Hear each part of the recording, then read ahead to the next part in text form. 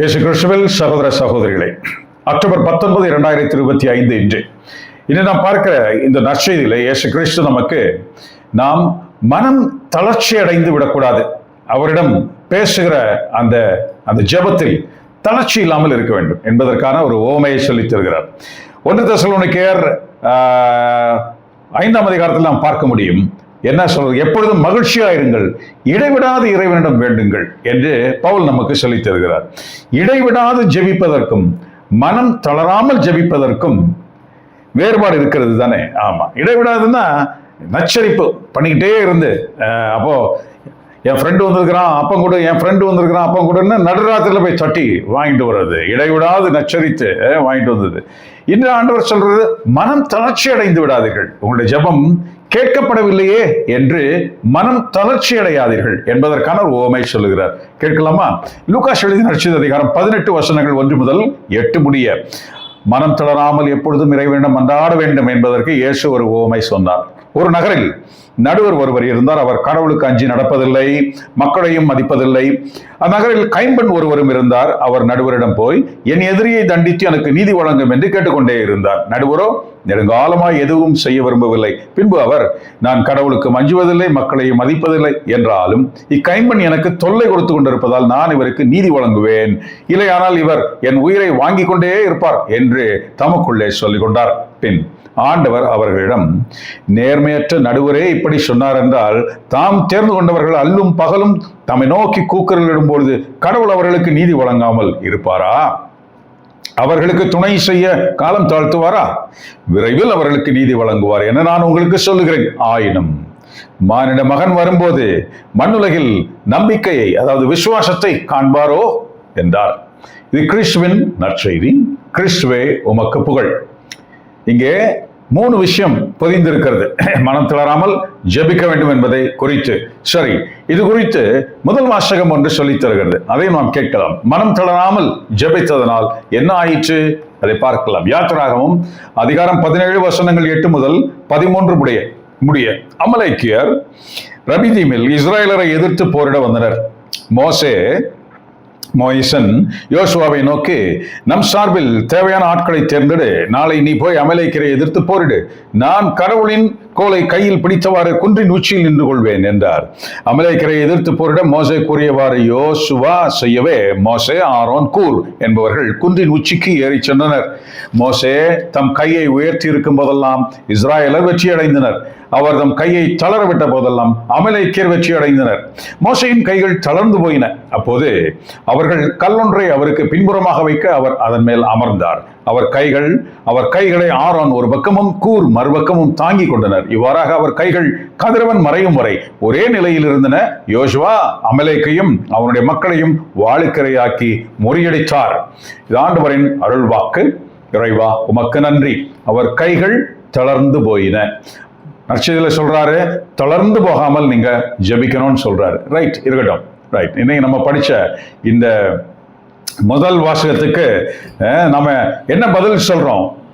இது ஆண்டவர் அருள்வாக்கு. இறைவா உமக்கு நன்றி. சரிங்க, இங்க என்ன நடந்தது? அவர்கள் கை தளர்ந்து போக முடியாதபடிக்கு தாங்கி கொண்டார்கள்.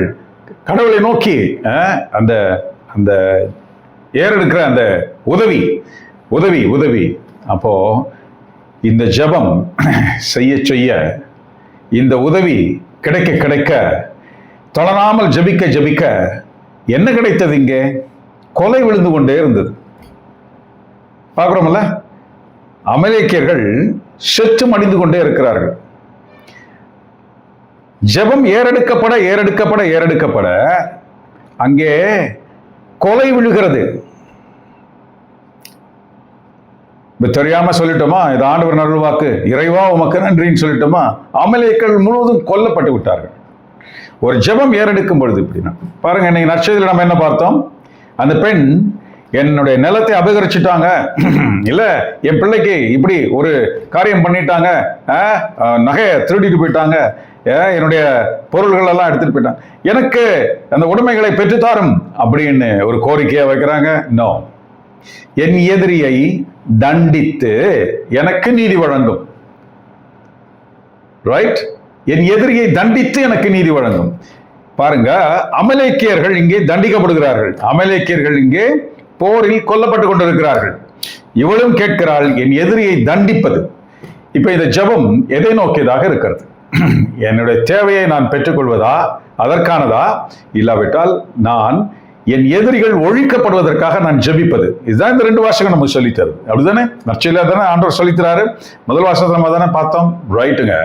இதை நம்ம எப்படி எடுத்துக்கொள்கிறோம்? சரிதானே? இது இல்லைன்னு நம்ம சொல்ல முடியுமா? கடவுளுடைய செயல். அப்படிதானே? இல்லைன்னு நம்ம சொன்னா அவ்வளவுதான், கடவுளை ஏற்றுக்கொள்ளவில்லைன்னு அர்த்தம். அவ்வளவுதான். கடவுளுடைய செயல்களை நம்ம புரிந்து கொள்ள முடியுமா? நம்மால் புரிந்து கொள்ள முடியாது. நாம இங்க இருக்கிறது ஒரு 40, 50, 60, 70, 80 வயசு, அவ்வளவுதான், முடிஞ்சு போச்சே.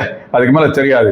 இந்த 40, 50, 60, 70 வயசுக்காரங்களெல்லாம் யுக யுகமாக ஊழி காலமாக ஆண்டவர் படைத்து இந்த 40, 50, 60, 70, 80 வயசுகளை வாழ வைத்து அவர்களை அழித்து மறுபடியும் படைத்து அழித்து இப்படி ஊழி காலமாக ஆண்டவர் உட்கார்ந்து செய்து கொண்டிருக்கிறார். அவருடைய ஞானத்திற்கு முன், அவருடைய அனுபவத்திற்கு முன் அவர் ஏன் இதை செய்கிறார் என்பதை நாம் ஆராய முடியுமா?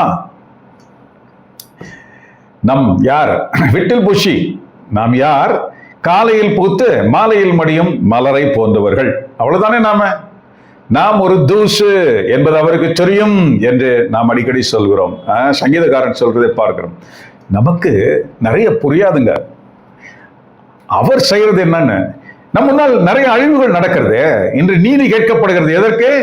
அழிவுக்கான நீதி கேட்கப்படுகிறது. அவர்கள் அழிய வேண்டும், என் எதிரியை அழிச்சு, என் எதிரியை தண்டிச்சு என்று சொல்லப்படுகிறது. இங்கே அமலேக்கியர்கள் அழிக்கப்படுகிறதை பார்க்கிறோம். ஆகவே இதை நாம் படித்து இன்று கற்றுக்கொண்டிருக்கிறோம். ஆண்டவரே உமக்கு நன்றி என்று சொல்ல கற்றுக்கொண்டிருக்கிறோம். ரைட். யாருக்கு நடந்தது? யூதர்கள், இஸ்ரவேலருக்கும் அமலேக்கியர்களுக்கும் நடந்த சண்டை. எப்ப நடந்ததுங்க? 3000 வருஷம் ஆச்சு இது நடந்து. 3000 வருஷம் ஆச்சு. இது ஒண்ணுதான் இப்படி நடந்ததா? பல சண்டைகள் இப்படி நடந்திருக்கிறது. ஆண்டவர் யார் பக்கம் இருந்தார்? இஸ்ரவேல் பக்கம் இருந்தார். சங்கீதம் 115 நம்ம படிக்கிறோம். என் மக்கள், அவர்கள் மேல் யாரும் கை வைக்க கூடாது அப்படின்னு சொல்லி அனுப்புறாரு. பியூட்டிஃபுல். அவங்க போற இடம் எல்லாம் நிறைய பேர் அவங்கள எதிர்த்து நிற்க முடியாமல் ஓடுகிறார்கள். பல அரசர்கள் அங்கே என்ன பேசுகிறார்கள்? அவர்கள் பேசுவதாக நாம் படிக்கிறோம். யாத்திராகமத்தில் என்ன படிக்கிறோம்? கடவுள் அவர் பக்கம் இருக்கிறாராம், அவர்கள் பக்கம் இருக்கிறாராம், அவர்களை எதிர்ப்பவர்களை கடவுள் அழித்து விடுவாராம், ஆகவே நாம் அவர்களை எதிர்க்க முடியாது என்று சொல்லப்பட்டது. என்று அவர்கள் பேசிக்கொள்கிறார்கள். கடவுள் யார் பக்கம் இருக்கிறார்? தாம் தேர்ந்தெடுத்த அந்த ஜனங்கள் மேல் அவர்களை பாதுகாப்பவராக இருக்கிறார். அவர்களுடைய ஜபங்களை ஏறெடுத்து அவருடைய எதிரிகளை அழிக்கிறவராக இருக்கிறார். சரிங்க, இது என்னங்க முரட்டுத்தனமா இருக்கு எல்லாமே அப்படின்னு நம்ம நினைக்க முடியுமா? தான் முதல்ல சொன்னேன், நம்முடைய வாழ்நாள் ரொம்ப சிறியது. 2வது, பூமியின் ஆழத்தை அறிந்தவன் யார் என்று ஆண்டவர் கேட்கிறார். எவ்வளோ விஞ்ஞானம் ஆயிடுச்சு, இன்னை வரைக்கும் பூமியின் ஆழத்துக்குள்ள யாரும் போக முடியல. ஓரளவுக்கு போக முடியுது, அதுக்கு மேல தெரியாது. அளந்தவன் யார்? தெரியாது. கடலுக்கு எல்லை இட்டவன் யார்? தெரியுமா? அப்போ அதெல்லாம் செய்யும் போது நீ இருந்தியாடா அப்படின்னு அவர் யோபுவை பார்த்து ஒரு கேள்வி கேட்பாரு. அப்படித்தானே? கடலுக்கு எல்லை இடும் பொழுது நீ இருந்தியா அப்படின்னு கேட்பாரு. வானங்களை படைத்த பொழுது, நிலவை உண்டாக்கிய பொழுது நீ இருந்தியா? உனக்கு அது என்னன்னே தெரியாது. இதை கண்டுபிடிக்கவே உன்னால இன்னும் முடியல. இது எப்படி, ஏது, என்ன ஏது தெரியல. அப்ப நான் செய்கிற காரியங்கள் மேல் நீ கேள்வி கேட்பியா? உனக்கு அந்த அளவுக்கு அறிவு இருக்கா அப்படின்னு கேட்கிறார். அறிவை ஆண்டவர் சீல் பண்ணிட்டார். நமக்கு ஓரளவுக்கு மேல் நம்மால் சிந்திக்க முடியாது. அவருடைய ஞானத்துக்குள் போய் கேள்வி கேட்க நமக்கு முடியாது. ஆகவே எதற்காக இதை சொல்ல வேண்டியிருக்கிறது? இப்போ ஒரு ஜனம் அழிகிறது, இஸ்ராயல் மக்கள் அவர்களை அழிக்கிறார்கள், அதற்கான ஜெபம் ஏறெடுக்கப்படுகிறது, கேட்கப்படுகிறது, அவர்கள் அழிந்தார்கள். இது ஆண்டவர் அருள்வாக்கு. இறைவா உமக்கு நன்றி. ரைட்டு. இன்னைக்கு நம்ம கண்ணு முன்னால இதேதான் நடக்குது. எந்த சேஞ்சும் இல்லை. நாட் அமலேக்கியர்கள், யார் இப்போ? காசா மக்கள் இப்ப கொல்லப்படுகிறார்கள். யார் அழிக்கிறது? இதே இஸ்ராயலர்கள் இப்பொழுதும் இதையே செய்கிறார்கள். வேதாகமம் எவ்வளவு உயிர் உள்ளது? 3000 வருஷத்துக்கு முன்னால உள்ளது. அப்படியே இன்று அதே மக்கள் அப்படியே நடக்கிறது பாருங்க. ஆனா இன்னைக்கு நம்ம, அன்னைக்கு அமலேக்கியர்கள், இன்னைக்கு காசா மக்கள் கொல்வது இவங்க தானே. இன்னைக்கு உலகமே சொல்லுது they are something special. Israel மக்கள் சம்திங் ஸ்பெஷல். இவ்வளோண்டு ஆளு, இவ்வளோண்டு இடம், என்னென்ன பண்றாங்க இவன்? நிறைய பேர் சொல்றாங்க, உண்மையிலே கடவுள் அவர்கள் பக்கம்தான் இருக்கிறார். எது செய்தாலும் ஜெயம், வெற்றி. கடவுளை நோக்கி அவர்கள் குதிச்சு குதிச்சு பாட்டு பாடி நன்றி சொல்லி அவர்கள் போருக்கு சென்று வெற்றி. எவன் எப்படியெல்லாம் என்னவென்றால் என்ன சர்க்கஸ் எல்லாம் பண்ணி எது பண்ணனாலும் அவன் இவர்களிடம் தோற்று போகிறதை பார்க்கிறோம். அதே தானே இன்று நாம் சொல்லலாமா? இது ஆண்டவர் அருள் வாக்கு, இறைவா உமக்கு நன்றி என்று நாம் ஏன் இப்பொழுது சொல்வதில்லை? அதே சம்பவம் தானே இது நடக்குது. அப்ப நாம ஏன் அதை சொல்ல முடியல? ஐயோ, அந்த மக்கள் அவர்கள் அப்படியே உடஞ்சு போன பாத்திரத்தெல்லாம் எடுத்துட்டு லைன்ல போய் நின்று இப்படி வாங்கி அப்படி வாங்கி இப்படி எல்லாம் 1000 சில்லற பேரை கொன்னதுக்காக இழுத்துட்டு போயிட்டாங்க. அதுக்காக 60,000க்கு மேல உள்ளவர்கள் மேல் உயிர் போயிடுச்சு. இப்போ பழிக்கு பழியாகி விட்டது. 2 லட்சம் பேரை காணவில்லை காசாவில். அப்போ 2,60,000 பேர் என்று நம்ம வைத்துக் கொள்ள முடியும். 1000 சில்லற பேருக்கு பதிலாக 2,60,000 பேர் கொல்லப்பட்டார்கள் என்று நாம் பார்க்கிறோம். இன்று நடக்கிறது. உண்மையாகவே ஒரு கிறிஸ்தவனாக இருந்தால், விசுவாசம் உள்ள கிறிஸ்தவனாக இருந்தால், நம்பிக்கை, கடவுளுடைய செயல்களின் மேல் நம்பிக்கை உள்ள கிறிஸ்தவனாக இருந்தால், இப்படி நடப்பதற்கு நாம் என்ன சொல்ல வேண்டும்? இறைவா உமக்கு நன்றி. வேற என்ன சொல்ல முடியும்? இப்ப இதை படிச்சு அதானே சொல்றோம். வேற என்ன சொல்ல முடியும்? இப்போ ரெண்டும் ஒண்ணு. 3000 வருஷம் கேப்ல இப்ப நடக்குதுங்க. சரிங்க, ஒரு சின்ன ஒரு காரியத்தை நம்ம சொல்லுவோம். என்ன சொல்லுவோம்? கடவுள் ஒரு முறை இந்த இஸ்ரேலருக்கு ஒரு கட்டளை கொடுத்தார். அமலேக்கியரை முழுவதுமாக கொன்று விடுங்கள் என்று கட்டளை கொடுத்தார். ஏன் நம்ம கேட்க முடியுமா? இருக்குது, அதுக்கு பதிலும் இருக்குது. முழுவதுமான எப்படி? இந்த இஸ்ரேலர்கள் போய் முழுவதுமாக கொல்லவில்லை. எல்லாருக்கும் அந்த பெண்ணாசை உண்டு இல்ல, பணாசை உண்டு இல்ல, நைஸா அதை கொஞ்சம் கொஞ்சம் அங்கங்க பண்ணிட்டாங்க. சில பேரை கூட்டிட்டு வந்துட்டாங்க. சில மாடு அது இது பொண்ணு எல்லாம் கொஞ்சம் எடுத்துட்டு வந்துட்டாங்க. ஆண்டவர் சொல்லியிருந்தாரு முழுசா கொல்லணும்னு சொல்லியிருந்தாரு. முழுசான்னா கிழவன்ல இருந்து குழந்தை வரைக்கும் பாரபட்சம் இல்லாமல் கொல்லப்பட வேண்டும். அது மட்டும் இல்ல, ஆடு மாடு கோழி பன்னி எதா இருந்தாலும் எல்லா மிருகங்களும் கொல்லப்பட வேண்டும். அதாவது ஒன்னும் இருக்கக்கூடாது அங்க அப்படின்னு ஆண்டவர் கட்டளை கொடுத்திருந்தார். ஏங்க இவ்வளோ அக்கிரமமா இருக்கு கேட்கறதுக்கு? இன்னைக்கு நம்ம காசா மக்கள் படுற அவஸ்தை பார்த்து பல பேர் அப்படி சொல்ல நாம் கேள்விப்படுகிறோம் இல்ல? அக்கிரமமா இருக்குது. என்ன அவனுங்களை கேட்கறது ஆள் இல்ல, எப்போ அவனுங்க என்ன அப்படி நம்ம நினைக்கிறோம். கடவுள் கொடுத்த கட்டளை அப்படி. அமலேக்கியரை அப்படி கொல்ல சொல்லி இருந்தார். ஏன் தெரியுமா? அந்த மக்கள் எப்படிப்பட்ட மக்கள் தெரியுமா? அதுதான் நீதி பராபரர் என்று நாம் சொல்கிறோம். கடவுளை நீதி வழங்குகிற கடவுள் என்று சொல்லுகிறோம். யாருக்கு? தன்னை சேவிக்கிற, முழு மனதுடன் தன்னை சேவிக்கிற மக்களுக்கு நீதி வழங்குகிற கடவுள். அப்படி தன்னை சேவிக்கிறவர்களைத்தான் அவர் தேர்ந்தெடுத்திருக்கிறார். அவர் தேர்ந்தெடுத்த மக்கள் யாரு? அவரை மட்டுமே வணங்குபவர்கள். அப்போ ஏன் அந்த அமலேக்கியர்களை கொல்ல சொல்லி இருந்தார்? ஏனென்றா உலகத்தில் இல்லாத அத்தனை கேடுகளும் அங்கு நிறைந்திருந்தது. அவர்கள் சொல்வதற்கு நா கூசுகிறது. எதை வேண்டுமாயும் புணருவார்கள். செக்ஸ் வித் பஃபலோ, பன்னி, ஆடு மாடு கோழி, எதை வேண்டுமானாலும் புணரக்கூடியவர்கள். மிருகங்களை விட காட்டு மிராண்டித்தனத்தை மோசமான மக்களாக அவர்கள் இருந்தார்கள். ஆகவேதான் அந்த பாவம் அது மகள், தகப்பன், அம்மா, பையன், சித்தி, சித்தப்பா, இப்படி யார் வேண்டுமானாலும், எந்த ஏஜ் குரூப் எதுவுமே கிடையாது. அப்படிப்பட்ட நாசக்கார பிசாசுத்தனம் உள்ள, பிசாசுலாம் அதெல்லாம் பண்றது கிடையாது, ஜனங்க தான் பண்ணுவாங்க. இப்படிப்பட்ட மக்கள். ஆகவேதான் கடவுள் சொல்லியிருந்தாரு, ஆடு மாடெல்லாம் கூட கொன்னுடு, வேண்டாம் இது வேண்டாம் அப்படின்னு சொல்லியிருந்தார். ஆனா இவர்கள் அதை செய்யவில்லை. இன்று நாம் படிக்கிறோம் இல்ல, இன்று நமக்கு இங்க படிக்கிறோம், இன்று யூடியூப்ல நிறைய வருது, இங்க காசால இப்படி ஆச்சு இப்படி ஆச்சு இதெல்லாம் படிக்கிறோம். நிறைய கமெண்ட்ஸ் வர்றதை பார்க்கிறோம். நிறைய மக்கள் கமெண்ட்ஸ் போடுறாங்க, டீட்டெயிலா போடுறாங்க. என்ன போடுறாங்க? இப்பேற்பட்ட இந்த மக்கள், இவர் இன்னைக்கு இஸ்ராயல் நெத்தன்யாகு சொல்றது என்ன சொல்றது? காசால இருக்கிற நெத்தன்யாகு, அதுக்கு கீழே அந்த படைத்தலைவர் இன்னைக்கு சொல்றது என்னது? புதிய படைத்தலைவர் வந்து சொன்னாரு. என்ன சொன்னாரு? காசாவில் இருக்கிற அத்தனை பேருமே அழிக்கப்பட வேண்டியவர்கள் சொன்னார்.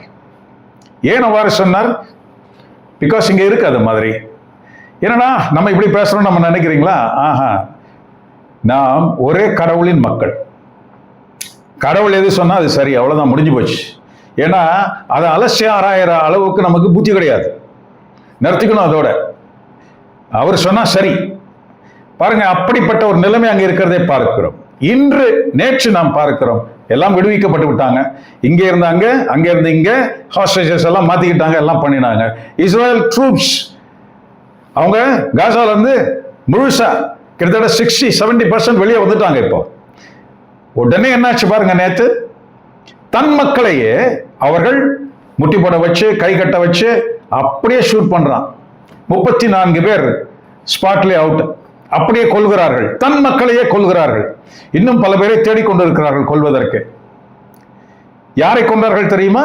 இந்த பார்டர்ல இந்த உணவு போகுது அவர்களுக்கு, அதை தடுத்து அதை தங்களுக்கென்று எடுத்துக்கொண்டு போகிற அந்த ஹமாஸ் தீவிரவாதிகளை அவர்களுக்கு எதிராக நின்று, ஒரு படையாக நின்று அந்த உணவு பொட்டலங்கள் எல்லாம் கரெக்டா அந்த மக்களுக்கு போய் சேர வேண்டும் என்று பார்த்து கொண்ட அந்த மனிதர்களை பிடித்து இன்று கொண்டிருக்கிறார்கள். பாருங்க இந்த தீவிரவாதம் எப்படி முடியுது. அந்த கமெண்ட்ஸ் நம்ம பார்க்கிறோம். முழு தீவிரவாதிகள் இவர்கள் முழுவதும் அழிக்கப்பட வேண்டும் என்று கமெண்ட்ஸ் பார்க்கிறோம். நிறைய மக்கள் அந்த கமெண்ட்ஸ் போட்டிருக்கிறதை பார்க்கிறோம். உலகம் பூரா இருந்து இந்த யூடியூப்ஸ்ல நம்ம பார்க்க முடிகிறது. சோ நம்ம பார்க்கிற விதம் என்ன? ஒரு பிள்ளைகள் அழிக்கப்படுவதும், அங்கே ஒரு ஜனங்கள் கொல்லப்படுவதும், இதை நாம் அநீதி என்று நாம் நினைக்க முடியுமா? இல்லை, இது இன்று நீதியாகப்பட்டிருக்கிறது. இன்றைய முதல் வாசகம் அதைத்தான் சொல்லி தருகிறது. அவர் ஜெபிக்க ஜெபிக்க அந்த மக்கள் கொல்லப்பட்டு கொண்டே இருந்தார்கள். ஏனென்றால் அழிக்கப்பட வேண்டும். மனிதனுக்கு இப்படிதான் தோன்றுகிறது, ஐயோ பாவம் என்று தோன்றும். நமக்கு என்ன தெரியும் அவன் பாவமா, அவன் என்ன செய்த பாவம், அவன் நன்மை செய்தானா, நமக்கு என்ன தெரியும்? சோதோம் கொமோராவை அழிக்க 3 ஆட்கள் வருகிறார்கள். அவர்களிடம் போய் அவர் விவாதம் செய்கிறார், கோரிக்கை செய்கிறார். ஐயோ சோதோமை போய் அழிக்க போகிறீர்களே என்று கோரிக்கை செய்கிறார். ரைட், கோரிக்கை செய்கிறார். பாருங்க, அங்க 45 பேர் இருந்தா, இல்ல 35 பேர் இருந்தா, 10 பேர், இப்படியே சொல்லி சொல்லி சொல்லி இவர் பேசிக்கொண்டே இருக்க அழிவின் தூதர்கள் 2 பேர் போயிட்டாங்க, அழிக்கிறதுக்கு போயிட்டாங்க. இவர் ஒருத்தர்கிட்ட தான் பேசிட்டு இருந்தார். 2 பேர் ஏற்கனவே அழிக்கிறதுக்கு போயிட்டாங்க. நடந்தது நமக்கு தெரியும். பல காரியங்கள், பல நேரங்கள், பல வாய்ப்புகள் கொடுக்கப்பட்டும் திருந்தாதவர்களை கடவுள் அழிப்பார். ஏனென்றால் அது கடவுளை தேடுபவர்களுக்கு அது குறுக்கீடாக, அவர்களை தொல்லை செய்பவர்களாக அவர்கள் இருப்பார்கள். ஆகவே அதை அழிப்பார்.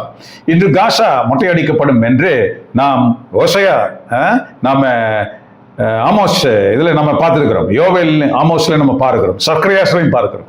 காசா அழித்து மொட்டையடிக்கப்படும் என்று அது நம் கண் முன்னே இப்படி நடந்திருக்கிறது. பாருங்க, எழுதியது எப்போ? 2600 வருஷத்துக்கு முன்னால எழுதியது. இன்று நாம் படிக்கிற இந்த முதல் மாசம் எப்படி இருந்தது? 3000 வருஷத்துக்கு முன்னால நடந்தது. பாருங்க, 2ஆம் வருகையை இதை குறித்து, இதை பேஸ் பண்ணி தான் இருக்கிறதாக நாம் வேதாகமத்தில் படிக்கிறோம். நாம் இந்த 2ஆம் வருஷத்துல இதை பார்க்க முடியும். பாருங்க, நாம் கேள்வி கேட்க முடியுமா? பாருங்க, ஒருத்தர் ஆபிரகாம் அவ்வளோ ரெக்கமெண்ட் பண்ணாரு, ஐயோ விட்டுடுங்க விட்டுடுங்க விட்டுடுங்க, இல்லப்பா அழிச்சிடுவோம். அழிச்சிட்டார் ஆண்டவர். இன்னொருத்தர் அனுப்புறாரு, அழிச்சிடுவேன் போய் சொல்லுடா அப்படின்னு சொல்லி அனுப்புறாரு. யாரு? யோனாஸ் அனுப்புறாரு நினிவேக்கு. டேய் அழிஞ்சிடும்டா அந்த நகரம் அப்படின்னு சொல்லி அனுப்புறாரு. போய் உட்காந்து ஒரு நாள் பூரா நடந்து அங்கே சொல்கிறார். அவன் எல்லாம் மனம் திரும்பிட்டான். உடனே உட்கார்ந்தான். அரசன் முதல் நாம் படிக்கிறோம் இல்ல, மனிதர் வரை இல்ல, மாடு, ஆடு மாடு அங்கே குறிக்கப்படுகிறது. ஆடு மாடு வரை அவர்கள் மனம் திரும்புதலில் ஈடுபட்டார்கள். ஆடு மாடுகள் வரை, பசுக்கள் வரை, அப்படி நாம் பார்க்கிறோம். ஆக ஒரு தீயது அப்படியே பரவி புறையோடி அது முழுவதையும் நாசம் செய்கிறதை பார்க்கிறோம். இங்குதான் கடவுள் நீதி பராபரராய் இருக்கிறார். விட்டு விட்டு விட்டு விட்டு பொறுமையா இருந்து இருந்து இருந்து இருந்து இருந்து இருந்து சென்ற வாரத்தில் நம்ம பார்த்தோம் எவ்வளவு நாள் பொறுமையாக இருப்பது. சென்ற வாரத்தில் நம்ம பார்த்தோம்ல, எவ்வளவு நாள் இல்ல, நான் உனக்கு கொடுத்திருக்கிற வேலையை நீ செஞ்சுக்கிட்டே இரு, அதுதான் விசுவாசம், அதுதான் எதிர்நோக்கி இரு, கொஞ்சம் பொறுமையாரு, காட்சிகள் இன்னும் நிறைவேற வேண்டி இருக்கிறது.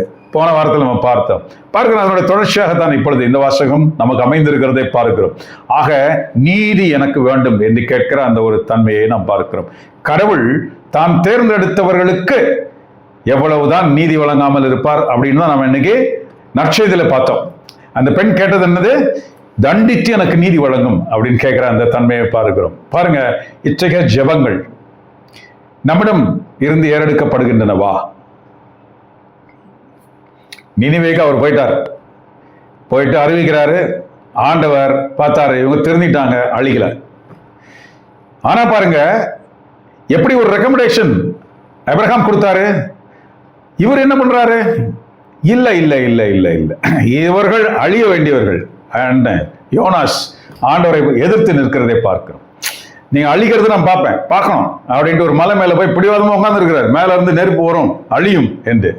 யோனாஸுக்கு அப்புறம் ஆண்டவர் அறிவுரை கொடுத்ததை பார்க்கிறோம். டேய் இருடா, அவங்க அழிக்க வேண்டியவங்க தான், உன்னதான் அனுப்பிச்சேன், அழிச்சிருவோம் அப்படின்னு சொல்ல அனுப்பிச்சேன்.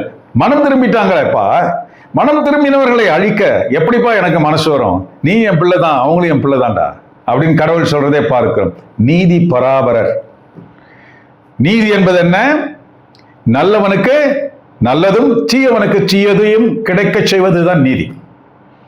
அதுதான் இல்லையா? உண்மைக்கு வெற்றி, பொய்மைக்கு பழி, தண்டனை. இதைத்தான் பார்க்கிறோம். சொதோமை அளித்த ஆண்டவர் நினிவேயை அளிக்கவில்லை. அது பேர் தான் நீதி. அவர் கடவுள் மட்டுமல்ல, மழை பெய்ய செய்து, நிலத்தை முளைக்க, விதையை முளைக்க செய்து, மனிதர்களுக்கு பயன்பட செடி கொடிகள் வளரச் செய்து, அவர்களுக்கு உணவளிப்பது மட்டுமல்ல கடவுளுடைய பணி, நீதியை நிலநாட்டுவது.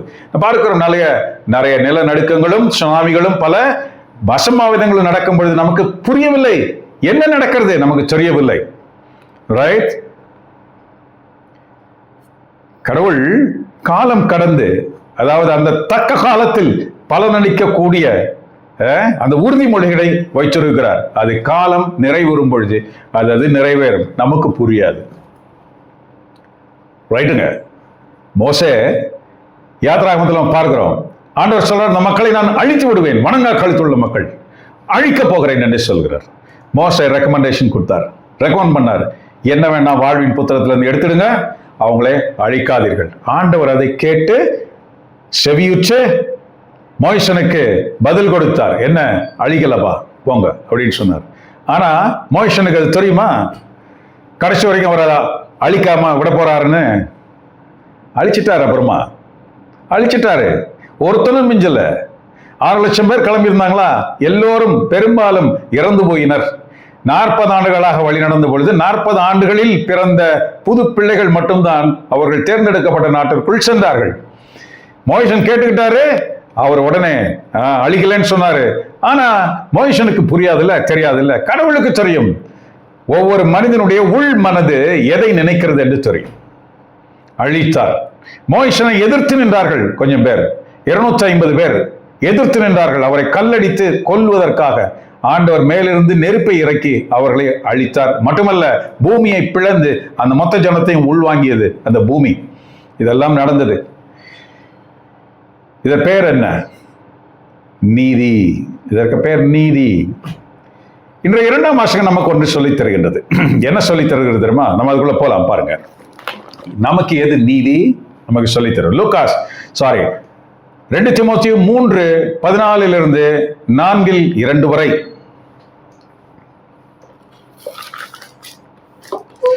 நீ கற்று உறுதியாய் அறிந்தவற்றில் நிலைத்து நில். யாரிடம் கற்றாய் என்பது உனக்கு தெரியுமே. நீ குழந்தை பருவம் முதல் திருமறை நூலை கற்று அறிந்திருக்கிறாய். அது இயேசு கிறிஸ்துவின் மீது உள்ள நம்பிக்கையால் உன்னை மீட்புக்கு வழிநடத்தும் ஞானத்தை அளிக்க வல்லது. ரொம்ப அழகா சொல்றார் இல்லையா? தீமோத்தேயுக்கு சொல்றார். தீமோத்தேயு யாரு? அவருடைய சிஷ்யன். இப்போ வேற இடத்துல இருக்காரு, இவர் வேற இடத்துல இருக்கிறார். அப்ப என்ன சொல்றாரு? நீ யார்கிட்ட இருந்து கத்துக்கிட்ட அப்படின்னு கேட்கிறாரு. யார்கிட்ட இருந்து கத்துக்கிட்டேன்னா, நான் தான் அவனுக்கு கத்துக் கொடுத்தேன், ஞாபகம் இருக்கா அப்படிங்கிற மாதிரி இருக்கா? நெவர். அவர் அப்படி சொல்லவில்லை. இப்ப நாம் யார்கிட்ட இருந்து கத்துக்கிட்டு இருக்கோம்? இப்ப நான் சொல்ல முடியுமா எங்கிட்ட இருந்து நீங்க சில விஷயம் கத்துக்கிட்டீங்கன்னு? நெவர். It is not. பல பேரிடம் இருந்து நாம் பலவற்றை நாம் நற்செய்தியாக நம் காதுகளில் வந்து விழுகிறது. அந்த பல பேர் நமக்கு கற்றுக் கொடுக்கிறார்களா? நெவர். கிடையாது. கற்றுக் கொடுப்பது யார்? இயேசு கிறிஸ்து கூடவே இருந்தாங்க. 3 வருஷம் இருந்தாங்களே அப்போஸ்தலர்கள். நிறைய பார்த்தாங்க, முழுவதுமாக கற்றுக்கொள்ளவில்லை. கற்றுக் கொடுத்தது யார்? நான் சென்றால் அவர் வருவார். யாரு? பரிசுத்த ஆவியானவர் வந்து என்ன செய்வார்? கற்றுக் கொடுப்பார். அவர் வந்து நான் உங்களுக்கு சொன்னவற்றை உங்களுக்கு நினைவுபடுத்துவார். அவர் வந்து நான் சொன்னவை என்ன என்று உங்களுக்கு கற்றுக் கொடுப்பார். என்னை உங்களுக்கு கற்றுக் கொடுப்பார். அதுதான் இன்னைக்கு அவர் அதான் கேட்கிறார். நீ யார்கிட்ட கத்துக்கிட்ட ஞாபகம் இருக்கா அப்படின்னு கேட்கிறார். பரிசுத்த ஆவியிடம் கற்றுக்கொண்டாய். ஆகவே அவர் கற்றுக் கொடுத்தார். நீ அந்த கற்பனைகளை எப்படி கை கொள்ள வேண்டும் என்று அவர் மேற்படி சொல்லுகிறார். எப்படி கற்றுக் கொடுத்தார் பாருங்க. அது என்னது? நீ குழந்தை பருவம் முதல் திருமறை நூலை கற்றறிந்திருக்கிறாய். அது இயேசு கிறிஸ்துவின் மீது உள்ள நம்பிக்கையால் உன்னை மீட்புக்கு வழிநடத்தும் ஞானத்தை அளிக்க வல்லது. மறைநூல் அனைத்தும் கடவுளின் தூண்டுதல் பெற்றுள்ளது. ஏன் குழந்தை முதல் கற்றுக்கொண்டாய் என்று அவர் சொல்லுகிறார் தெரியுமா? ஏன்னா குழந்தையிலிருந்து அவர் அவனை பார்க்கிறாருன்னு அர்த்தமா? அப்படி கிடையாது. ஏன்னா அவனுடைய அம்மாவை அவருக்கு தெரியும். யூனிஸ் அவங்க அம்மா பேரு. அவங்களுடைய அம்மாவை தெரியும், பாட்டி லூயிசா, அவங்க பாட்டி, திமோத்தியோட பாட்டி.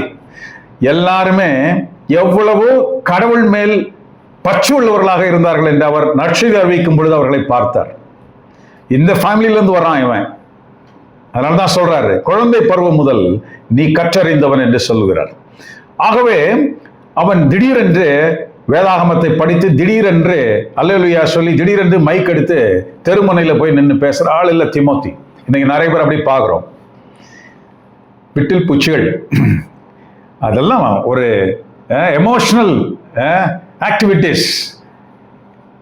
அப்படியே போயிடும். சப்மர்ஜ் இந்த உலக காரியங்களில் அப்படியே மர்ஜ் ஆகி போயிடும். அது ஒன்றுமே நிற்காது. அதெல்லாம் நிறைய பேர் செய்கிறாங்க. நான் கூட நிறைய இது மாதிரிலாம் செஞ்சுருக்கிறேன். It's all madness. நற்செய்தி அறிவிப்பு பணி அப்படி அல்ல. வேதாகமும் கற்று தந்திருக்கிறது. நற்செய்தி அறிவிப்பு பணின்னா என்ன அப்படின்னு வேதாகமும் கற்று தந்திருக்கு. மார்க் 6, மத்தேயு 10, லூகாஸ் 9, லூகாஸ் 10. நற்செய்தினா எப்படி அறிவிக்கணும்? ஆண்டவர் செஞ்சு காமிச்சிட்டார். இப்படிதான் அறிவிக்கணும். ஒலிவு மலையிலிருந்து மேலே போனார். மேலே போகும்போது அவர்களுக்கு அதை தான் அறிவித்தார். அவர்கள் எப்படி போனார்கள், எப்படி செய்தார்கள் நாம் படிக்கிறோம். நற்செய்தி அறிவிப்பு பணி என்பது வீடு வீடா போறது கிடையாது. Lucas 10:7 do not move from door to door. வீடு விட போகாத அப்படின்னு சொல்லி வச்சிருக்கு. படிக்கிறோமா? ஆனா இன்னைக்கு நம்ம என்ன செய்யறோம்? ரோட்ல போய் நின்றுட்டு மைக்கை வச்சு கத்துறதும், எல்லாருக்கும் டிஸ்டர்ப் பண்றது. அவன் போறவன் திட்டுறான், உதைக்கிறான், அசிங்கமா பண்றான். எதுக்கு இதெல்லாம்? வேதாகமம் உன்னை இப்படி நற்செய்தி அறிவிக்க சொல்லவே இல்லையே. there's a procedure. we are spoiling the name of Jesus Christ name spoil பண்றோம். இப்படி எல்லாம் பண்ணி கிறிஸ்தவர்கள் மேல் வெறுப்பு உண்டாக கூடிய காரியங்கள். இதெல்லாம் விடலைத்தனம், அறிவில்லாத தனம். நற்செய்தி அறிவிப்பு பணி என்பது அது அல்ல. வேதாகமம் சொல்லி இருக்குது எப்படி செய்யணும்ன்றது. அப்படிதான் செய்யணும். பன்றிகள் முன் முற்றுக்களை வீசி அறியாதீர்கள்னு ஆண்டவர் சொல்லியிருக்கிறார். செய்ய முடியாது அப்படி. இன்னைக்கு திமோத்திக்கும் அதே அறிவுரையை சொல்றாரு பாருங்க. ஆகவே திடீரென்று வேதாகம் படித்தோன்னா திடீரென்று அப்படியே பீரிட்டு எழும் சில பேருக்கு. அப்படியே உடனே போய் எல்லாம் இன்னும் வேதாகமம் படிக்கிறது நம்ம எப்படி தொடர்ந்து ஜபிக்கணுமோ அதே மாதிரி தொடர்ந்து படித்தால்தான் அது ஆண்டவர் அங்கே வேலை செய்வார். இன்னைக்கு படிச்சு நேற்று வேலை செய்யறதுனால நான் கட்டில் கீழே ஒரு பிட் நோட்டீஸ் ஒன்று பார்த்தேன். நான் போகும்போது என் கார்ல ஒருத்தர் இப்படி போட்டுட்டு போனாரு. அதை படிச்சேன், மனம் திரும்பிட்டேன். உடனே நான் நற்செய்தி அறிவிக்க வந்துட்டேன். டே இப்படிலாம் செய்ய முடியாது. அப்படி செய்யறதெல்லாம் பித்தலாட்டம். அதெல்லாம் அறியாமையினால் செய்யறது. அவர்களுக்கு திடீரென்று பூஸ்டப் ஆகி திடீர்னு அப்படியே மொத்தமா போயிடும். அங்கெல்லாம் தான் ஒன்றும் வராது. அங்கிருந்து தொல்லைகள் தான் உண்டாகும். நிறைய பேர் அதை செய்கிறதை பார்க்கிறோம் இல்ல. இந்த உடனே ஒரு சபை ஆரம்பிக்கிறது, அங்க உடனே ஸ்பீக்கரை போடுறது, எல்லாரையும் கூப்பிடுறது, டம்னு தட்டி மோளத்தெல்லாம் போட்டு அடிச்சு மைக்கெல்லாம் ஸ்பீக்கர்லாம் வச்சு பக்கத்து வீட்டுலலாம் கேட்டா நற்செய்தி அறிவிப்பு பணியாம் கேட்கணும் எல்லாருக்கும். அவன் கேஸை போடுறான், அதுக்கப்புறம் அவன் போலீஸுக்கு கம்ப்ளைண்ட் பண்றான், எல்லா பக்கத்துல இருந்து அடிக்கிறான், உதைக்கிறான். ஏன்டா உங்களெல்லாம் இப்படிலாம் செய்றீங்க? ஆண்டவர் அப்படி செய்ய சொல்லல. நற்செய்தி அறிவிப்பு பணியை அப்படி செய்ய சொல்லல. It's dignified matter. அதற்கென்று மரியாதை இருக்கிறது. கிறிஸ்துக்கென்று மரியாதை இருக்கிறது. அது மிக புனிதமானது. செய்முறை ஒன்று இருக்கிறது. அந்த முறையில் செய்ய வேண்டும். எப்படி செய்யணும்னா அது மார்க் 6 படிக்கணும், எல்லாத்தையும் படிக்கணும். ஆண்டவர் என்னென்ன இன்ஸ்ட்ரக்ஷன் கொடுக்குறாருன்றதை பார்க்கணும். You must be at one place. சும்மா ஓடாத, அங்க எங்கேயுமே ஓடாத, வீடு விடா ஓடாத. கூப்பிடும் பொழுது போகணும். நீயா போகக்கூடாது, கூப்பிடும் பொழுது போகணும். அதை படிச்சா நமக்கு புரியும். இன்னைக்கு அதனுடைய பகுதி அல்ல. இன்னைக்கு அதுதான் அவர் அவர்கிட்ட சொல்றாரு. ஆகவே நீ உன் குடும்பமாக அமர்ந்து அந்த விசுவாசத்தை ஏற்றுக்கொண்ட விதம் உனக்கு தெரியும். அதை கண்டபடி செஞ்சிடாதப்பா அப்படின்னு சொல்றாரு. பாருங்க, கடவுள் முன்னிலையில் வாழ்வோருக்கும் இறந்தோருக்கும் தீர்ப்பளிக்க போகிற கிறிஸ்து இயேசு முன்னிலையில் அவர் தோன்ற போவதை முன்னிட்டு, அவரது ஆளுகையை முன்னிட்டு நான் ஆணையிட்டு கூறுவது. இது வேகமா படிச்சா யாருக்காவது புரியுறதா? என்ன சொல்ல வராரு இங்க? கிறிஸ்தவம்னா என்ன, இயேசு கிறிஸ்துனா என்ன அப்படின்றத அவர் புரிஞ்சுக்க சொல்றாரு. எப்படி புரிஞ்சுக்க சொல்றாரு? ஏதோ வந்தாரு, கடல் மேல நடந்தாரு, 5000 பேருக்கு அப்பத்தை கொடுத்தாரு, இல்லாவிட்டால் குருடனை உயிர்ப்பித்த கண்ணு கொடுத்தாரு, முடவனை நடக்க செய்தார். அதுதான் கிறிஸ்தவம்? இதான் கிறிஸ்துவா? இல்ல. அவர் வந்தார். எதற்காக வந்தார்? யார் நீ? பிலாத்து கேட்கிறான், நான் யூதரின் அரசனா நீ அப்படின்னு சொல்றார். இல்ல. அப்ப யார் நீ?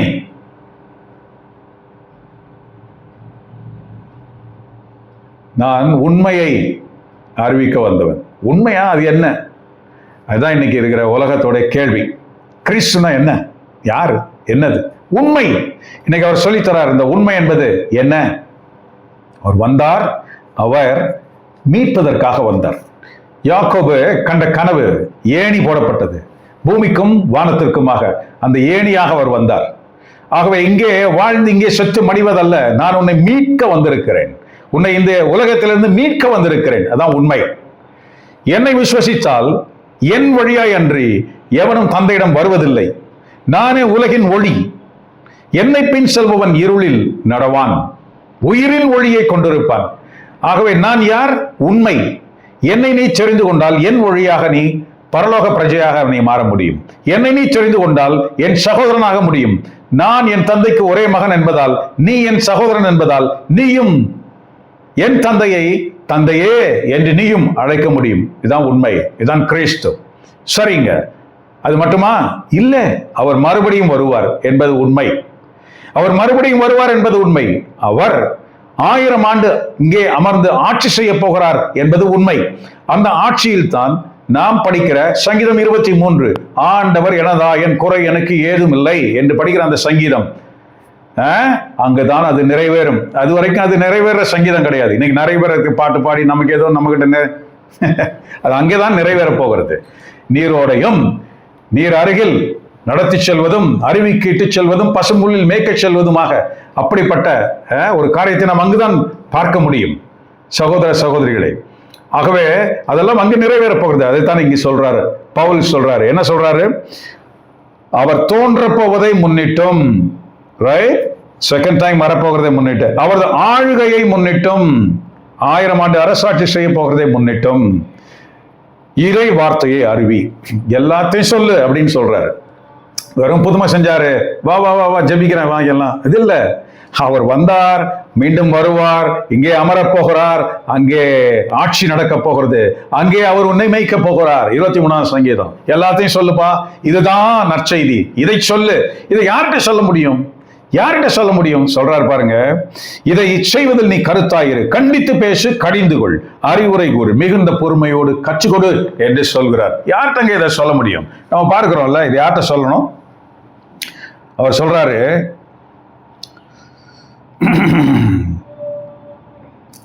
1 தீமோத்தி, இது நம்ம இன்னைக்கு படிச்சது 2 தீமோத்தி. 1 தீமோத்தியில சொல்றாரு, 2ஆம் அதிகாரம் 2வது வசனம், என்னிடம் கேட்டவற்றை கற்பிக்கும் திறன் உள்ள மற்றும் விசுவாசம் உள்ளவர்களிடம் இதை ஒப்படை என்று சொல்கிறார். அதனால்தான் ஆண்டவரும் அதை சொன்னார், பன்றிகளின் முன் முத்துக்களை எறியாதீர்கள், அது பீறி போடும் என்று சொல்றார். ஏன்னா அதனுடைய அருமை அவர்களுக்கு தெரியும். ஆகவே நடுரோட்ல போய் நின்று கத்தக்கூடாது மைக் வச்சுக்கிட்டு. It's all stupidity. ஆண்டவர் செய்ய சொல்லாதது மக்கள் செய்ய சொல்றதை நம்ம செய்யக்கூடாது. ஆண்டவர் என்ன செய்ய சொன்னார் அதை நம்ம செய்யணும். இன்னைக்கு அவர் அதுதான் சொல்றாரு. அப்போ அவர் கற்றுத் தருவது என்ன? இன்றைய முதல் வாசகம் சொன்னது என்ன? இந்த நற்செய்தி சொன்னது என்ன? இந்த 2ஆம் வாசகம் எதை நோக்கி நம்ம அழைத்து செல்கிறது? எந்த விசுவாசத்தை நோக்கி அழைத்து செல்கிறது? பார்க்கலாமா? திருவெளிப்பாட்டுல 6ஆம் அதிகாரத்தில் நம்ம படிச்சா நமக்கு தெரியும். 5ஆம் முத்திரை உடைக்கப்படுகிறது. 5ஆம் முத்திரை யார் உடைச்சா? செம்மறியானவர். செம்மறியானவர் யாரு? இயேசு கிறிஸ்து. முத்திரையை உடைக்க ஒருவரால் தான் முடியும் என்று அங்கு சொல்லப்பட்டது. அந்த ஒருவர் உயிர்த்த ஆண்டவர். அவர் செய்கிறார், முத்திரையை உடைக்கிறார். 5ஆம் முத்திரை உடைக்கப்படும் நேரம் அங்கு ஒரு கூட்டம் நிற்கிறதே யோவான் பார்க்கிறார். யார் இவர்கள்? அவர்கள் என்ன கேட்கிறார்கள்? அவர்கள் யாராம்? இறை வார்த்தை நிமித்தம் கழுத்தறுபட்டவர்கள், இறைவனுக்காக தன் உயிரை கையளித்தவர்கள் என்ற ஒரு கூட்டம் இருக்கிறது. என்ன கேட்டார்கள் தெரியுமா? நீதி கேட்டார்கள். இன்றைய முதல் வாசகத்திலும் நற்செய்தியில் நாம் கேட்ட அந்த நீதியை அவர்கள் கேட்டார்கள். எங்கள் கழுத்து அறுக்கப்பட்டதே, ரத்தம் சிந்தினோமே, எங்களை கொலைபாதகர், அந்த கொலைபாதகர்களை பழிவாங்கும் நாள் எப்பொழுது என்று அவர்கள் கேட்டுக்கொண்டே இருக்கிறார்கள். 5ஆம் முத்திரை உடைக்கப்படும் பொழுது இது நடந்துச்சா? நடக்கல. இந்த கேள்வி இருந்து கொண்டே இருக்கிறது. இது நடந்தேறும் சூழ்நிலை அப்படியே வந்து கொண்டே இருக்கிறது. பாருங்க, அழிவுகள் நம்ம நடந்து கொண்டு இருக்கிறது. லிங்க் பண்ணிக்க முடியுதா? இப்போ யார் யாரை கொண்டுகிட்டு இருக்கிறா, அவங்கெல்லாம் முன்னால் என்னென்ன செய்து கொண்டிருந்தார்கள் என்று தெரியுதா? இப்பொழுது கடவுளால் தேர்ந்தெடுக்கப்பட்டவர்களுக்கு இது புரியும், வேதாகமும் கொஞ்சம் புரியும். தேர்ந்தெடுக்கப்படாதவர்களுக்கு கேள்வி எழும்பும். அவர்கள் கடவுளை நிந்திப்பார்கள், மற்ற எல்லாரையும் நிந்திப்பார்கள். கடைசியில் அவர்கள் மண்ணாய் போவார்கள். அவர்கள் மேல் தேள்களும் பாம்பும் இந்த புழுக்களும் அப்படி அந்த பணக்காரனை நிகழ்ந்தது போல. ஆக நமக்கு லாசரை போல் நாம் எடுத்து செல்லப்பட வேண்டியவர்கள். நமக்கு புரிய வேண்டும், தேர்ந்தெடுக்கப்பட்டவர்களுக்கு துணையாக ஆண்டவர் இருக்கிறார். ஆகவே நாம் பார்க்கிறது என்ன? இங்கே அவர்கள் கேட்ட கேள்வி என்ன? எப்பொழுது பழி வாங்குவீர்? இந்த பழி வாங்குவீர் இந்த கூட்டம் ஏன் அந்த பழி வாங்க சொல்லி துடிக்கிறது அந்த கூட்டம்? ஏனென்றால் அவர்கள் கட்டளைகளின்படி வாழ்ந்தவர்கள், முதல் உடன்படிக்கையின்படி வாழ்ந்தவர்கள் இல்லையா? பழைய உடன்படிக்கையின்படி வாழ்ந்தவர்கள். நாம் யார்? நாம் புதிய உடன்படிக்கையின் மக்கள். ஆகவே நாம் பார்க்கிறோம், 6ஆம் முத்திரையும் உடைக்கப்படுகிறது. அதே அதிகாரத்தில் நாம் படிக்கிறோம். 6ஆம் முத்திரை உடைக்கப்படும் பொழுது அங்கு ஒரு கூட்டம் நிற்கிறது. திருவெளிப்பாடு எடுத்து படிங்களேன், 6ஆம் அதிகாரம் தானே. அங்கு ஒரு கூட்டம் நிற்கிறது. அவர்கள் யார்? அவர்கள் யாரும் அல்ல, உங்களில் ஒருவரும் நானும், நீங்களும் நானும். எப்படி நிற்கிறோம்? நாம் யார்? கிறிஸ்துவின் இரத்தத்தில் நம்முடைய ஆடைகளை துவைத்து வெண்மையாக்கி கொண்டவர்கள். அங்கே ஒரு கூட்டம் இருக்கிறது. அவங்க கேட்கல, எப்ப பழி வாங்குவீங்க? கேட்கல. இதுதான் கிறிஸ்தவர்கள். அப்ப இன்று அங்கு நடந்து கொண்டிருக்கிறது அவர்கள் கிறிஸ்தவர்கள் அல்ல, இஸ்ராயலர்கள், யூதர்கள், மற்ற குழுக்கள். நாம் கிறிஸ்தவர்கள், கிறிஸ்துவனால் மீட்கப்பட்டவர்கள். கிறிஸ்துவனால் மீட்கப்பட்டவர்கள் என்ன சொல்ல போகிறோம்? நாம பழி வாங்கணும்னு சொல்ல போகிறோமா? இன்றைய வாசகத்தில் நற்செய்தியிலே கேட்கப்பட்டது, எனக்கு நீதி வழங்கும், அவனை தண்டித்து எனக்கு நீதி வழங்கும். ஒரு கிறிஸ்தவர்கள் எப்படி கேட்க முடியுமானா? முடியாது. அப்ப இயேசு ஏன் அங்கே அதை சொல்லுகிறார்? அதை சொல்லிவிட்டு தான் தனியா சொல்றாரு, நான் தேர்ந்தெடுத்தவர்களுக்கு, என்னால் கடவுளால் தேர்ந்து கொள்ளப்பட்டவர்களுக்கு நான் எப்படிதான் செய்ய மாட்டேன் என்கிறார். அவன் கேட்டுக்கிட்டே இருப்பான். அவனுக்கு அந்தந்த காலத்தில் நடக்க வேண்டியது நடக்கும். நீ என்கிட்ட கேட்கவே வேண்டியதில்லை, உனக்கு ஃபுல் ப்ரொடெக்ஷன் நான் தான் கொடுக்குறேன். நீ என்கிட்ட கேட்க மாட்டேன், அவனை பழி வாங்கன்னு சொல்ல மாட்டேன். நிறைய சங்கீதங்களை நம்ம படிக்கிறோம் இல்ல, சங்கீதம் ஃபுல்லாவே நம்ம நிறைய இடத்துல படிக்கிறோம். அவர்கள் ரத்தம் சிந்துவார்களாக, அவளை பழி வாங்கும் ஆண்டவரே, அவருடைய பிள்ளைகளை நீர் அப்படி பண்ணும், நாசமாக்கும். ஏகப்பட்ட சங்கீதங்கள் இருக்கு. ஏன்? பழைய உடன்படிக்கையின் மக்கள், அவர்களுக்கு அப்படித்தான் கொடுக்கப்பட்டது. ஏன் அவர்களுக்கு அந்த கட்டளைகள் எல்லாம் கொடுக்கப்பட்டது? யாருக்கு இந்த கட்டளைகள் கொடுக்கப்பட்டது? பவுல் நமக்கு ரொம்ப சொல்லித்தரார். திருச்சட்டங்கள் ஏன் உண்டாக்கப்பட்டது? கடவுள் ஏன் அவ்வளவு கட்டளைகளை கொடுத்தார்? யாருக்காக கொடுத்தார்? பாருங்க, யாருக்கு கொடுத்தார்? 1 தீமோத்தேயு 1:10. பரத்தமையில் ஈடுபடுவோர். பரத்தம் என்ன நமக்கு புரியுதா? இதோ அந்த அமலேக்கியர்கள் எப்படி மோசமானவர்கள், இந்த சொதோமில வாழ்ந்தவர்கள் எப்படி அப்படி ஒருவால் உணர்ச்சி உண்டு, ஆடு மாடு கூட விட்டு வைக்காத அந்த தன்மை. பாருங்க, பரத்தமையில் ஈடுபடுவோர், ஒருவால் புணர்ச்சி கொள்வோர், ஆட்களை கடத்தி விற்போர், பொய்யர், பொய் ஆணையிடுவோர் மற்றும் நலம் தரும் போதனையை எதிர்ப்போர் ஆகியோருக்காகவே திருச்சட்டம் இயற்றப்பட்டதே. இதுதான் முதல் உடன்படிக்கை. திருச்சட்டங்கள் இவர்களுக்காக தான் இயற்றப்பட்டது இல்லையா? காட்டு மிராண்டி இல்ல, கண்ணுக்கு கண்ணு போதும், பல்லுக்கு பல்லு போதும் என்ற அந்த சட்டங்கள் ஒன்றன் பின்னாக ஏற்றப்பட்டதெல்லாம் அவர்களுக்கு. நமக்கு எது ஏற்றப்பட்டது? நமக்கு வேதாகமம் எது? புதிய ஏற்பாடு கொடுக்கப்பட்டது. ஆகவே 5ஆம் முத்திரை 6ஆம் முத்திரை உடைக்கப்படும் பொழுது அங்க நின்ற அந்த மக்கள் நீங்களும் நானாமாக இருக்கும் பொழுது நாம் கேட்க மாட்டோம், எனக்கு அவனை தண்டித்து எனக்கு நீதி வழங்கும். No, we don't, because we are Christians. நாம் கிறிஸ்தவர்கள். மன்னிப்பையும் சமாதானத்தையும் நாம் வைத்திருக்கிறோம். நாம் அதை கேட்க முடியாது. ஆனா நமக்காக கடவுள் எவ்வளவுதான் செய்ய மாட்டார் என்று சொல்கிறார். நம்ம அவ்வளவு அழகா நம்ம வச்சுக்க போறேங்கிறார். ஆகவே நாம் பார்க்கிறோம் இல்ல, அந்த நம்ம எங்கே கொண்டு போக போகிறார்? நம்ம விண்ணுலோகத்துக்கு நம்மை கொண்டு போக போகிறார். நமக்கு இம்மாதிரியான ஆட்கள் அல்ல. நாம் சண்டை போட்டு வச்சு எனக்கு நீதி அது உன்னை ஷூட் பண்ணி வச்சு, no no no no no, we are Christians. கிறிஸ்துவின் இரத்தத்தில் தோய்ந்த தூய்மைப்படுத்தப்பட்ட ரொம்ப ரொம்ப சாதாரணமான மனிதர்கள் நாம் பரிசுத்தத்தை நோக்கி வழி நடத்துபவர்கள். நாம் எதை நோக்கி? விண்ணகத்தை நோக்கி நாம் வழி நடத்தப்படுபவர்கள். நமக்கு இந்த கோரிக்கை எல்லாம் கிடையாது. We pray for enemies. We don't. இந்த மாதிரி எனக்கு அவனை தண்டிக்கணும் இல்லை, அவர்களுக்காக நாம் வேண்டும். அதுதான் ஆண்டவர் சொல்ல, உன் எதிரி வேண்டு என்று சொல்கிறார். அவர்கள் தான் நாம். ஆகவே இவர்களிலிருந்து விலகி நாம் நிற்கிறோம். கடவுள் நம்மை தனியா ஒரு ப்ரொடெக்ஷனா, தனியா ஒரு சபையா, மனவாட்டி சபையா, ஒரு பெண்ணாக, ஆகவே கன்னெல்லாம் எடுத்துக்கிட்டு கத்தியெல்லாம் எடுத்துக்கிட்டு அப்படி இல்லை, அப்படியே சண்டை போட்டு குஸ்தி போடுற ஆணாக இல்லை, ஒரு பெண்ணாக நம்மை வடிவமைக்க பார்க்கிறார். அதுதான் மனவாட்டி சபை. ஆகவே அந்த சபை கேட்பதல்ல 5ஆம் முத்திரை மக்கள் வேறு, 6ஆம் முத்திரையின் மக்கள் வேறு. எடுத்து படிங்க, ரொம்ப இன்ட்ரெஸ்டிங் இல்லை இதெல்லாம். பாருங்க, இதுதான் இன்றைக்கு நமக்கு கொடுக்கப்படுகிறது. ஆகவே இந்த நற்செய்தியை நீ யாரிடம் கொடுக்க வேண்டும்? விசுவாசம் உள்ளவர்களிடம் இந்த நற்செய்தியை கொண்டு போய் சேர் என்று சொல்கிறார். ஆகவே கண்டபடியெல்லாம் நற்செய்தி அறிவிக்க முடியாது.